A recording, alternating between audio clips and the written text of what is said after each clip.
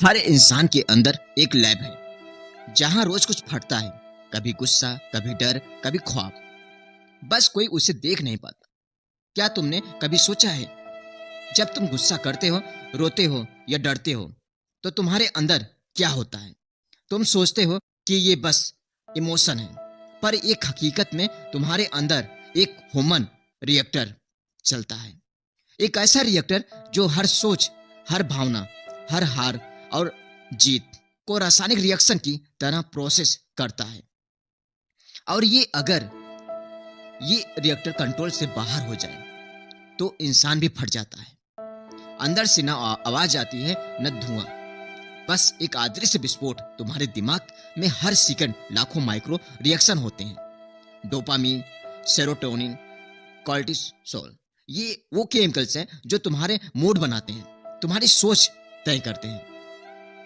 जब तुम गुस्से में होते हो तो तुम्हारे अंदर एक्सोथर्मिक रिएक्शन होती है, एनर्जी बाहर फूटती है। जब तुम डरे हुए होते हो तो एक्सोथर्मिक रिएक्शन होती है, एनर्जी अंदर खींच ली जाती है।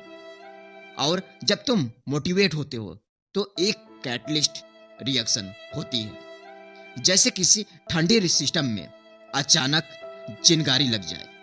इसलिए याद रखो, इमोशन कोई जादू नहीं, कैटलिस्ट है।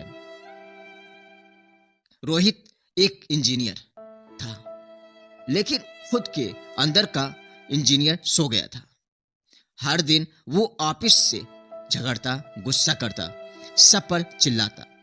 बाहर से प्रोफेशनल, अंदर से उबला हुआ रिएक्टर। एक दिन उसके बॉस ने कहा, तुम्हारी परफॉर्मेंस गिर रही है, तुम अनस्टेबल हो।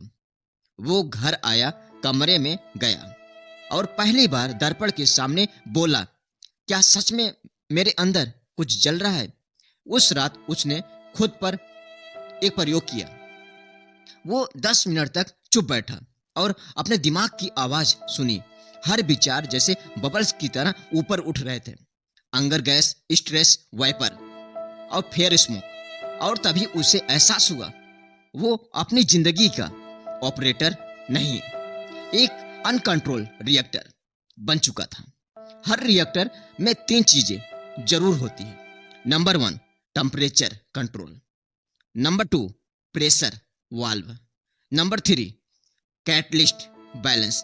जिंदगी में भी यही 3 चीजें जरूरी हैं। टेम्परेचर कंट्रोल, जब गुस्सा बढ़े सांस को ठंडा रखो। प्रेशर वाल्व, स्ट्रेस का वाल्व खोलो, किसी से बात करो। कैटलिस्ट बैलेंस, पॉजिटिव लोगों और सोच से रिएक्शन को स्थिर रखो। अगर तुम ये 3 चीजें संभाल लो तो कोई भी भावात्मक विस्फोट तुम्हें तबाह नहीं कर पाएगी। रोहित ने अगले 21 दिन ये फार्मूला अपनाया। हर दिन एक कूलिंग प्रोसेस, हर स्ट्रेस पर एक प्रेशर रिलीज, हर डर पर एक पॉजिटिव कैटलिस्ट। 21 दिन बाद वही इंसान शांत था, फोकस्ड था और अपने रिएक्टर को खुद चलाने लगा था। अब वो कहता है, पहले मैं भावनाओं से चलता था, अब मैं उन्हें चलाता हूँ। सुनो, तुम्हारे अंदर भी वही रिएक्टर है। फर्क बस इतना है, कोई उसे बेकाबू छोड़ देता है और कोई उसे डिजाइन कर लेता है। तुम्हारा गुस्सा तुम्हें खत्म कर सकता है, यह तुम्हारे अंदर की आग को दिशा दे सकता है। तुम्हारी उदासी तुम्हें गिरा सकती है या तुम्हारे अंदर नया विजन जगा सकती है।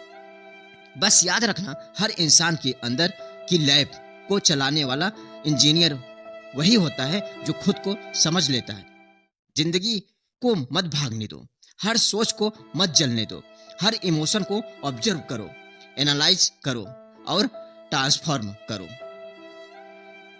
क्योंकि जब तुम अपने अंदर के रिएक्टर को समझ जाओगे, तब कोई बाहर की ताकत तुम्हें हिला नहीं पाएगी।